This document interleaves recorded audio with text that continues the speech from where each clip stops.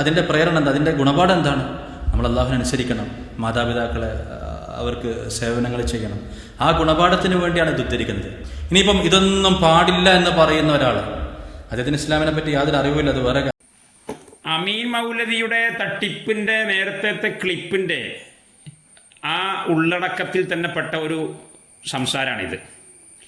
സ്ഥിരപ്പെട്ട കർമ്മങ്ങളുടെ പ്രത്യേകതകളും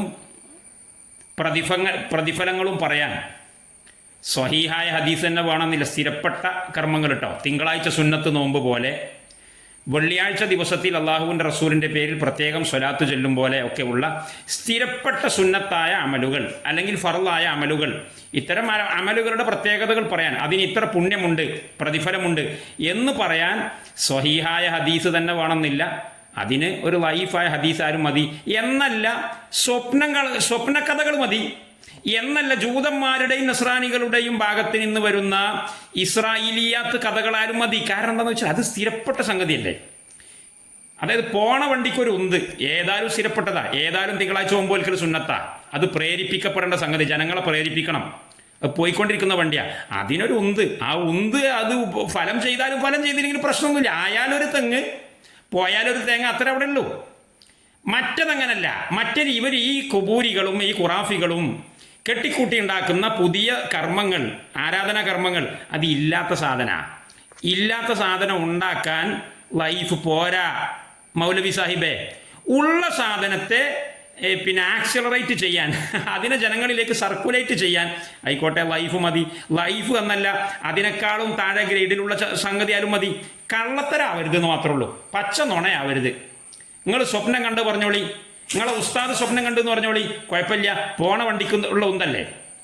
ഇതാണ് ഈ മൗലവിയുടെ പ്രതിവശത്തുള്ള അഹ്ലുസുന്നയുടെ. ഇയാൾ കളിയാക്കി പറയുമ്പോൾ നവ സലഫി എന്ന് പറയും, ചിലപ്പോൾ മുജാഹിദ് എന്ന് പറയും, ചിലപ്പോൾ ജമാഅത്ത് ഇസ്ലാമി എന്നും പറഞ്ഞുകൂടായിക്കില്ല, വഹാബി എന്നൊക്കെ പറയും. ഇവർക്കൊക്കെയുള്ള നിലപാട് അതാ. ഇത്തരം സ്ഥിരപ്പെട്ട കാര്യങ്ങൾക്ക് വേണ്ടിയിട്ട് നിങ്ങൾ ലൈഫ് ഓതുന്നതിന് നമ്മൾ എതിരല്ല. ഇവിടെ തീരെ ലൈഫായ ഹദീസ് ഇത്തരം സ്ഥിരപ്പെട്ട കാര്യങ്ങളിൽ പോലും ഓതരുത് എന്ന് എൻ്റെ പരിചയത്തിലുള്ള ഒരു മുജാഹിദും പറഞ്ഞിട്ടില്ല. സൗദി അറേബ്യയിൽ ഒന്നുമുള്ള ഒരു സലഫി പണ്ഡിതനും അങ്ങനെ പറഞ്ഞിട്ടില്ല. പിന്നെ ഒരു ഇല്ലാത്ത സംഗതിയെ കെട്ടിച്ചമച്ചുണ്ടാക്കി മുമ്പിൽ വെച്ച് സങ്കല്പിച്ചുകൊണ്ട് ഒരു വലിയ മറുപടിയുടെ ബോംബ് പൊട്ടിക്കേണ്ട ആവശ്യം മൗലവിക്ക് എന്തുകൊണ്ട് വന്നു? കബളിപ്പിക്കണം. മൗലവിയുടെ സ്വന്തക്കാരായ സമസ്തക്കാരെ പ്രീതിപ്പെടുത്തണം. സമസ്തായുസത്തിൻ്റെ എടുക്കാത്ത ചരക്ക് മാർക്കറ്റിൽ ചെലവാക്കാൻ വല്ല വകുപ്പുണ്ടോയെന്ന് അന്വേഷിക്കണം. അതിനു വേണ്ടി ആ ഖുറാഫി കൂടാരത്തിലെ, ആ കുബൂരി കൂടാരത്തിലെ ഒരു മാന്യനായി നടക്കുന്ന ഒരാൾ ഒരു ക്ലിപ്പുണ്ടാക്കി, അത് വെള്ളത്തിലായി. ആ പുട്ടുകച്ചവടം വെള്ളത്തിലായി. അതിനിപ്പോൾ നമ്മളോട് കരിപ്പ് കാട്ടിയിട്ട് കാര്യമില്ല. ഇപ്പം ഞാൻ ഇവിടെ ഈ പ്ലേ ചെയ്യിപ്പിച്ച ഇദ്ദേഹത്തിൻ്റെ ഈ ചെറിയ മുറി ക്ലിപ്പുണ്ടല്ലോ, ഇതാ ക്ലിപ്പ്, നേരത്തെ ക്ലിപ്പിൻ്റെ ബാക്കിയാണ്. ഇതിൽ ഇദ്ദേഹം പറഞ്ഞ ഘട്ടങ്ങൾ, ഇത്തരം സംഭവങ്ങളിലേത് സ്ഥിരപ്പെട്ട അമലിൻ്റെ പ്രതിഫലവും പ്രത്യേകതയും പറയാൻ വേണ്ടി പോലും ലൈഫായ ഹദീസ് വായിക്കാൻ പാടില്ല, ലൈഫായ ഹദീസ് പറയാൻ പാടില്ല, സ്വപ്നങ്ങളും കഥകളും പറയാൻ പാടില്ല എന്ന് പറയുന്ന ആരെങ്കിലും ഉണ്ടോ? അങ്ങനെ ഉണ്ടെങ്കിൽ ഓനെ ഇസ്ലാമിനെ കുറിച്ച് ഒന്നും അറിയില്ല. ഇയാളെ അത് ഇന്നത്തെ സലഫികൾക്കോ അഹ്ലുസുന്നത്തിനോ ഇയാൾ പറയുന്ന മുജാഹിദ് ജമാഅത്തിനൊന്നും ആ വാദം ഇല്ല. അങ്ങനെ ആരും പറയുന്നത് ഞാൻ കേട്ടില്ല, ഞാൻ പറഞ്ഞല്ലോ. പക്ഷേ അങ്ങനെ ആർക്കെങ്കിലും വാദം ഉണ്ടെങ്കിൽ ഓൻ ഇസ്ലാമിനെ പറ്റി ഒന്നും അറിയില്ല. എങ്ങനെയുണ്ട് മൗലവിൻ്റെ ഗീർവാണ പ്രസംഗം? അങ്ങനെ ആർക്കെങ്കിലും വാദം ഉണ്ടെങ്കിൽ, ഇനി ഏതെങ്കിലും ഒരു മുജാഹിദിന് അങ്ങനെ വാദം ഉണ്ടെന്ന് വെക്കുക, ഏതെങ്കിലും ഒരു തബ്ലീഗുകാരനോ ഏതെങ്കിലും ജമാഅത്ത് ഇസ്ലാമിക്കാരനോ അങ്ങനെ വാദം ഉണ്ടെന്ന് വെക്കുക. ഓൻ ഇസ്ലാമിനെ പറ്റിയൊന്നും അറിയില്ല, ഇസ്ലാമിനെ പറ്റിയൊക്കെ എനിക്കേ അറിയുള്ളൂ, എനിക്കും എൻ്റെ സമസ്താലയത്തിൻ്റെ ഉള്ളിലുള്ള ആളുകൾക്ക് അറിയുള്ളൂ എന്നാണ് ഇദ്ദേഹം ഇവിടെ പറയുന്നത്. എന്നാൽ ഒരു കാര്യം, ഞാൻ ഇതിന് മാത്രമാണ് ഈ ക്ലിപ്പിന് മാത്രമാണ് ഞാൻ മറുപടി പറയുന്നത്. എന്നാൽ അമീൻ മൗലവി മനസ്സിലാക്കണം, ഇങ്ങക്ക് വിവരമില്ലെങ്കിലും വിവരമുള്ളവരൊക്കെ ഇവിടെ ഉണ്ടെന്ന് മനസ്സിലാക്കുക. നിങ്ങളിപ്പോൾ ഈ ആരോപിച്ച ആരോപണം ഉണ്ടല്ലോ, ഇത്തരം വിഷയങ്ങളിൽ പോലും ലൈഫായ ഹദീസ് ഉപയോഗപ്പെടുത്തരുത്, വായിക്കരുത്, പറയരുത് എന്ന് പറഞ്ഞ ആളുകൾക്കൊന്നും ഇസ്ലാമിനെ കുറിച്ച് ഒന്നും അറിയില്ല എന്ന് പറഞ്ഞ വിവരക്കേടിൻ്റെ ഈ ഒളിയമ്പ് പോകുന്ന കൊടുക്കാന്നറിയോ? മഹാനായ ഇമാം മുസ്ലിം റഹിമഹുല്ലയിലേക്കാണ്.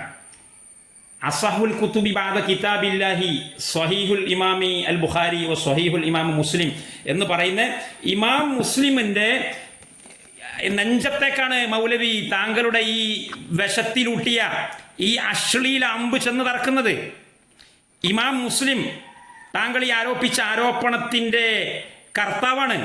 താങ്കൾ ഈ ആരോപിച്ച ആരോപണത്തിന് വിധേയനാണ്. കാരണം ഇമാം മുസ്ലിമിൻ്റെ നിലപാട് ഏത് വിഷയത്തിലും ഫർളായാലും ഹറാമായാലും കറാത്തായാലും സുന്നത്തായാലും മുബാഹായാലും അതിനൊക്കെ സ്വഹീഹ് വേണം എന്നല്ല സ്ഥിരപ്പെട്ട കർമ്മങ്ങളുടെ തർഹീബ് എന്ന് പറയും ആലിമീങ്ങളുടെ ഭാഷയിൽ. തർഹീബ് തർഹീബിന് പോലും അഥവാ സ്ഥിരപ്പെട്ട കർമ്മങ്ങളുടെ പ്രത്യേകതകൾ പറയാൻ പോലും നിങ്ങൾ സ്വഹീഹേ ഉപയോഗിക്കാവൂ. കാരണം സ്വഹീഹായ ഹദീസിൽ തന്നെ എല്ലാം ഉണ്ടല്ലോ. സ്വഹീഹായ ഹദീസിൽ ഇല്ലാത്ത എന്താ ഉള്ളത്? ഒരു മുസ്ലിമിന് ആവശ്യമുള്ളതൊക്കെ അതിലുണ്ട്. പിന്നെ എന്തിനാണ് നിങ്ങൾ കാട് കയറി പോകുന്നത്? ലൈഫായ ഹദീസിലേക്ക് ജനങ്ങൾ പോയിട്ട് ഏത് 2-ാം നൂറ്റാണ്ടിൽ നിങ്ങളെ കുബൂരി പ്രസ്ഥാനം വരുന്നതിന് മുന്നേ 2-ാം നൂറ്റാണ്ടിൽ തന്നെയുള്ള ജനങ്ങൾ ലൈഫായ ഹദീസിനെ ഉപയോഗപ്പെടുത്തിയതിൻ്റെ ദുരന്ത ഫലങ്ങൾ നേരിട്ട് കണ്ട് അനുഭവിച്ച് മനസ്സ് പൊട്ടിയിട്ടാണ് അഹ്ലുസുന്നത്തിന്റെ നേതാവായ മഹാനായ ഇമാം മുസ്ലിം ഇബ്നുൽ ഹജ്ജാജ് അൽ ഖുശൈരി റഹിമഹുല്ല ലോകപ്രസിദ്ധമായ തൻ്റെ സ്വഹീഹ് മുസ്ലിം എഴുതുന്നത്. മനസ്സിലായോ? അങ്ങനത്തെ ഇമാം മുസ്ലിമിന് ഈ ഏതഭിപ്രായം? ഈ മൗലവി ഈ പറഞ്ഞിട്ടുള്ള അഭിപ്രായം. അങ്ങനെ അഭിപ്രായമുള്ള ഇമാമിങ്ങൾക്ക് ഓർക്ക് ഇസ്ലാമിനെ പറ്റി ഒന്നും അറിയില്ല എന്ന് വെച്ചാൽ ഇമാം മുസ്ലിമിന് ഇസ്ലാമിനെ പറ്റി ഒന്നും അറിയില്ല. ഇമാം മുസ്ലിം, അദ്ദേഹത്തിന്റെ പേര് തന്നെ മുസ്ലിം എന്നാണ്, ലോകപ്രസിദ്ധനായ മഹാനാണ്. ഇമാം മുസ്ലിമിന് ഇസ്ലാമിനെ പറ്റി അറിയില്ലെങ്കിൽ പിന്നെ ആർക്കാ മൗലവി അറിയാം? കുറച്ച് തടി വണ്ണമുണ്ട് എന്ന് കരുതിയിട്ട് എന്തും വിളിച്ചു പറയാന്ന വിവരമില്ലെങ്കിൽ വിവരമുള്ളവരോട് ചോദിക്കുക. വലിയ വലിയ മഹാന്മാരെ നിങ്ങൾ കരിമ്പട്ടികയിലിടുന്നത് ഈ ഖുറാഫാത്ത് സ്ഥാപിക്കാൻ, ഈ സമസ്തായിസത്തിന് വളം വെച്ചു കൊടുക്കാൻ. ഇത് ഹാഫിദ് ഇബ്നു റജബുൽ ഹംബലി റഹിമഹുല്ലയുടെ ശറഹു ഇലൽ തിർമിദിയാണ്. അതിൻ്റെ 1-ാം വാള്യം 373-ാമത്തെ പേജ് ഉണ്ടോ? 1-ാം വാള്യം 373-ാമത്തെ പേജിൽ നിന്നാണ് ഞാൻ വായിക്കുന്നത്. നിങ്ങൾക്ക് കാണാം. ലാഹിറു മാ ദക്കറഹു മുസ്ലിമുൻ ഫീ മുഖദ്ദിമത്തി കിതാബിഹി. ഇമാം മുസ്ലിം തൻ്റെ കിതാബിൻ്റെ ആമുഖത്തിൽ, തൻ്റെ കിതാബ് എന്ന് പറഞ്ഞാൽ ഇതാ, ഏത് സ്വഹീഹ് മുസ്ലിം, ഞാൻ നേരത്തെ എടുത്ത് കാട്ടിയിട്ടില്ലേ, ഈ സ്വഹീഹ് മുസ്ലിമിൻ്റെ ആമുഖത്തിൽ മഹാനായ ഇമാം മുസ്ലിം റഹിമഹുല്ല പറഞ്ഞിട്ടുള്ള തൻ്റെ പ്രസ്താവനകൾ അത് അറിയിക്കുന്നുണ്ട്. അന്നഹു ലാ തുർവാ അഹാദീസു തർഗീബി വത്തർഹീബി. അഹാദീസു തർഗീബ് വത്തർഹീബ് അഥവാ നമ്മൾ പറഞ്ഞുകൊണ്ടിരിക്കുന്ന സ്ഥിരപ്പെട്ട കർമ്മങ്ങളുടെ പ്രത്യേകത, പ്രതിഫലം പറയുന്ന വിഷയത്തിലുള്ള ഹദീസുകൾ ഉദ്ധരിക്കപ്പെടാൻ പാടില്ല. ഉദ്ധരിക്കപ്പെടുക, അമലിയലല്ല. ശരിക്കും മനസ്സിലാക്കാം. ലാ തുർവ എന്നാ പറഞ്ഞത്. ഹദീസ് പറയാൻ പോലും പാടില്ല. ഹദീസ് അനുസരിച്ച് കർമ്മങ്ങൾ ഉണ്ടാക്കൽ പിന്നെ അല്ലേ. ഹദീസ് പറയാൻ പോലും പാടില്ല. ആരെ തൊട്ടല്ലാതെ? ഇല്ല അമ്മൻ തുർവ അൻഹുൽ അഹ്കാമു. അഹ്കാമുകൾ, അഹ്കാമു എന്ന് പറഞ്ഞ ഏതാ? വാജിബ്, ഹറാമ്, മന്ദൂബ്, മക്രൂഹ്, മുബാഹ്. ഇങ്ങനെ അള്ളാഹുവിൻ്റെ വിധിവിലക്കുകൾ പറയാൻ വേണ്ടി ഏത് ഹദീസാണോ അവലംബിക്കേണ്ടത് അത് സ്വഹീഹായ ഹദീസും ഹസനായ ഹദീസുമാണ്.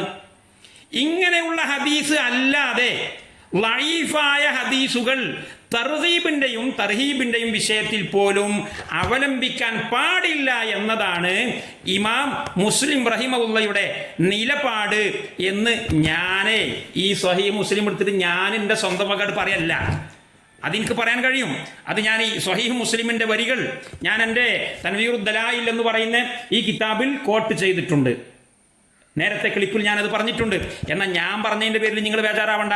ഇത് ഇബ്നു റജബുൽ ഹംബലി എന്ന് പറയുന്ന ലോകപ്രസിദ്ധനായ മുഹദ്ദിസും ഫഖീഹും പറയുന്നത്. അൽ ഹാഫിദ് ഇബ്നു റജബുൽ ഹംബലി എന്ന അദ്ദേഹത്തിൻ്റെ പേര്. അദ്ദേഹം ഇത് പറയുന്നത് മനസ്സിലായില്ലേ?